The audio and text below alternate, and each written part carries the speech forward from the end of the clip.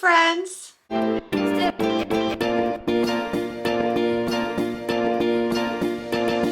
My name is Desiree, aka Mama Friendly, and I do all sorts of videos on my channel, from cooking videos to planner videos, vlogs, hauls, homeschool videos with a Disney twist, a little bit of everything. So if any of that sounds like fun to you, I hope that you'll subscribe and join me on my YouTube adventure.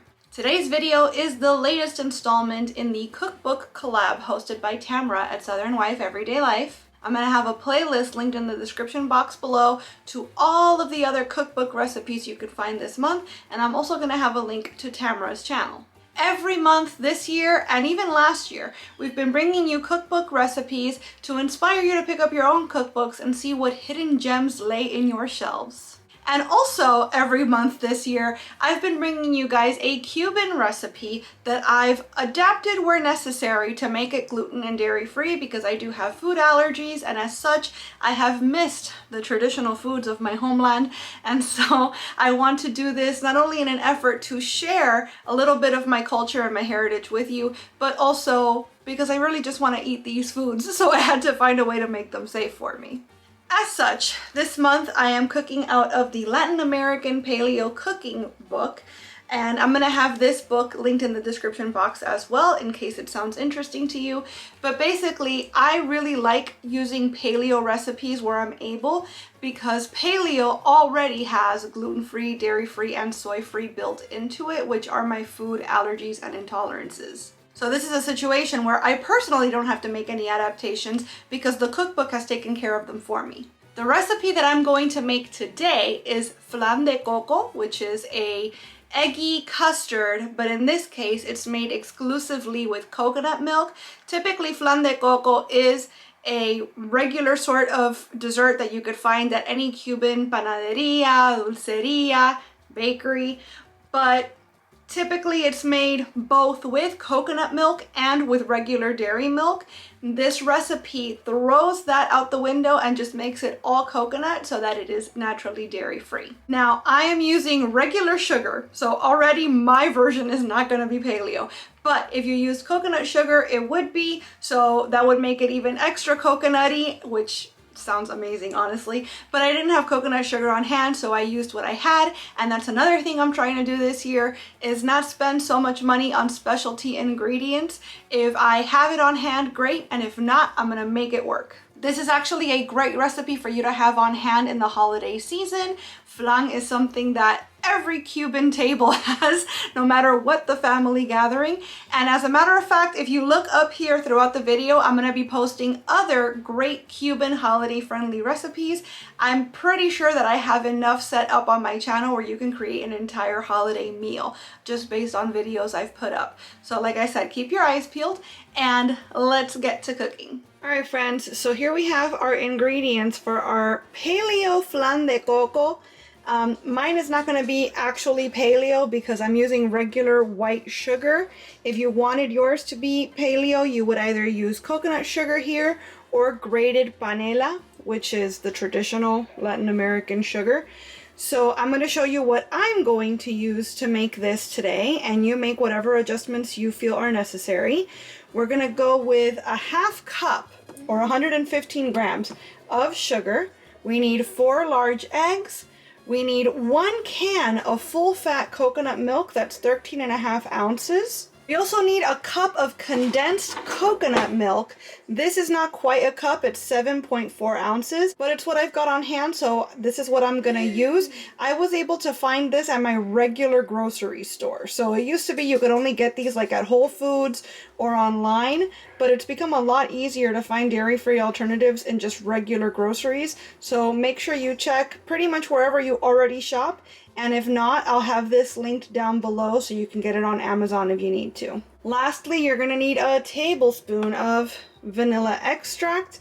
So this is what I'm going to be using. And then as far as our hardware, you definitely don't need a stack like this, but you're going to need 2 5-inch pie or tart pans. These are specifically meant for making flan, and again, this is an exaggeration. You really don't need this many at all. I'm only going to use 2 of these, but I figure this way I can make more for the holidays And this whole thing of I think 50 dishes was only $7 or $8. So I'm gonna have this linked down below as well. You also need a 9 by 13 inch dish because we're gonna be using un baño de Maria or bain marie. So you're gonna need to boil water to have our flans baking in here, and that way they don't crack. They'll get some moisture while they're in the oven. As such, I'm gonna be using a kettle to boil water, but you can boil water however it's easiest for you. We've got a bowl here so we can mix our ingredients, and a saucepan, which is what I'm gonna be using to make our caramel. So first things first, we're going to begin by preheating our oven to 350 degrees Fahrenheit, and then we're going to put our sugar into our saucepan. Remember, that was a ½ cup of sugar.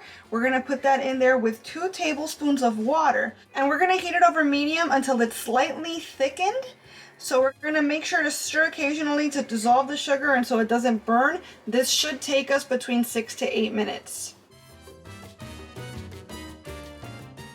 In the meantime, we're going to be thoroughly blending our eggs, our coconut milk, and our condensed coconut milk with our vanilla in this bowl. Feel free to use an electric mixer if that's easier for you, but I'm just going to use a whisk.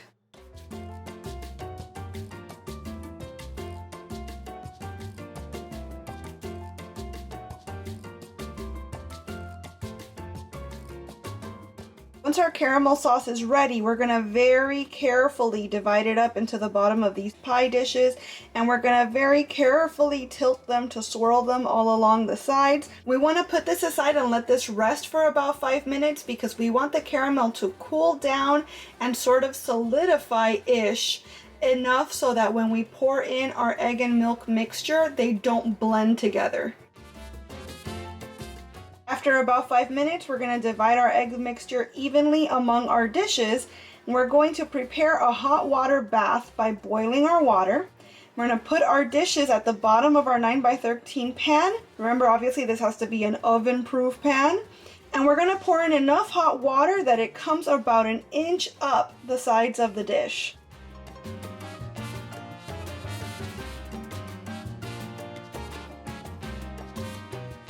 Be super careful because obviously everything is hot, but also you want to make sure not to get any water into the flans themselves. Carefully transfer the dish to the oven and bake for about 1 hour at 350 or until a knife comes out clean when you insert it into the center of one of the flans and the middle no longer wiggles.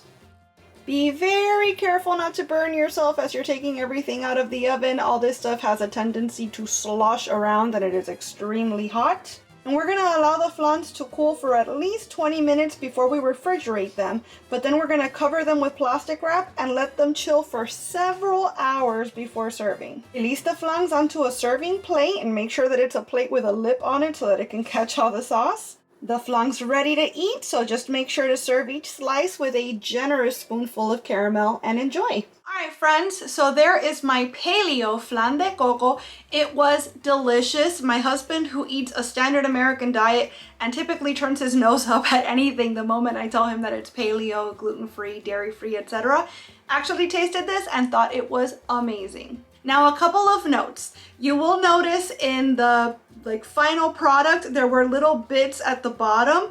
My husband was worried at first that it was bits of egg that didn't cook or that cooked too much. And I was worried too, to be honest, but no, what actually happened is that I had to make this recipe twice because the first time I made it, the sugar for my caramel seized up and the whole recipe was just thrown off after that. The second time I made it, I didn't stir the coconut condensed milk as thoroughly as I should have, so that cap of just coconut sugar goodness stayed a little bit, not crunchy, but sort of, and it didn't incorporate entirely into the recipe. So there were some flans that had little crunchy, sugary bits throughout. Definitely not the worst thing on earth, but something that you should pay extra attention to. So your coconut milk is going to come kind of solidified because that's the nature of coconut things. They solidify at room temperature or colder. So make sure you take the time to really break it up and make it as smooth as you possibly can before you put it into your flan batter, I guess. The other thing I want to note is that the first time I made it, I followed the book exactly, and the book says to cook it for 50 to 55 minutes. I found that when I did that, the flan did have a little bit of an eggier taste, and that typically happens when you overcook the flan. So when I made it the second time, I only left it in the oven for 45 minutes.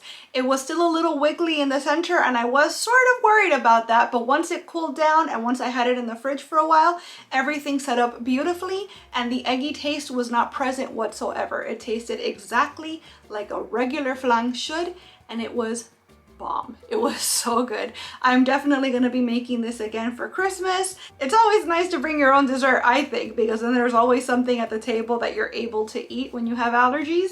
So that's my plan. And like I said, if you've been keeping track up here, I've been posting recipes for pernil, for arroz con moro, and all sorts of other goodies, so you can have an entire holiday spread by the time all these videos are done. Make sure you check those out and give yourself a little bit of a something special this year for your holiday meal. And before you go, one last reminder to check out that playlist that's in the description box so you can see what all of my friends made for their cookbook meals this month. I want to thank you so much for being here and watching this video. I really hope you enjoyed it, and if you did, I hope that you'll please give it a big thumbs up.